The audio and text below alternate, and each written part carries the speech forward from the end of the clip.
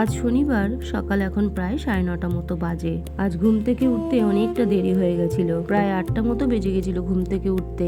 আর ঘুম থেকে উঠতে দেরি হলে সব কাজে দেরি হয়ে যায়, তাড়াহুড়োও লাগে। তাড়াতাড়ি করে কাজবাজ সকালে শেষ করে স্নান সেরে পুজো দিতে বসেছি। আর পুজো দিতে দিতে 10:30 মতো বেজে গেছিল।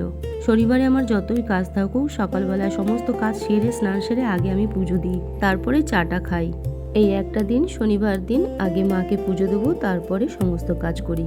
ঠাকুরের গামছাটা জলে ভিজিয়ে নিয়ে মায়ের ফটোটা ভালো করে মুছে নিচ্ছি। প্রতিদিনই ঠাকুরের ফটোটা মুছে দিই।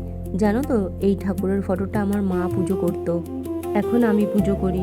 আমার কখনো যদি কোনো কষ্ট হয় বা কেউ আমাকে কষ্ট দিয়ে কথা বলে, আমার যদি কোথাও অন্যায় না থাকে, সেখানে যদি আমাকে মিথ্যা অপবাদ বা মিথ্যা কথা বলে থাকে আমার নামে, কেউ যদি দুঃখ দিয়ে থাকে, সমস্ত কথা আমি কিন্তু এই মায়ের কাছে এসে বলি পুজো করতে করতে।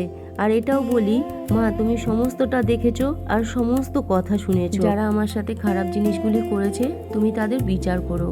আর তোমার ওপর আমার পুরো ভরসা আছে, আজ না হোক একদিন তুমি তাদের বিচার ঠিক করবে। আর মা কালী ঠাকুর আমার কথা শুনে থাকে, তাদের বিচারও করে থাকে।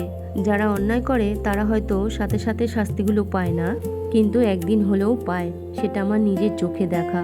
আমি একটা কথা খুব ভালো করে মানি বা জানি, আমি ইচ্ছা করে কারো পেছনে লাগবো না, কাউকে কষ্ট দিয়ে কথা বলবো না। কাউকে যদি আমার পছন্দ না হয়, তার থেকে দূরে সরে থাকবো।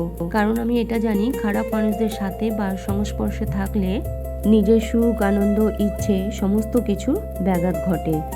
আর আমি সবসময় নিজের মতো করে একটু থাকতে বেশি পছন্দ করি, খুব সাধারণভাবে থাকতে পছন্দ করি, নিজের মতো করে কাজ করতে পছন্দ করি। যেই কাজের মধ্যে আমার আমিত্বটা থাকবে, সেখানে অন্যের দেখনদারিটা থাকবে না। মানে আমি বলতে চাইছি, অন্যের দেখানো পথে আমি হাঁটতে পছন্দ করি না।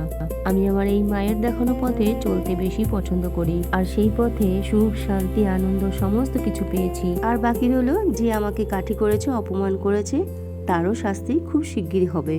আমার মাই তাকে শাস্তি দেবে।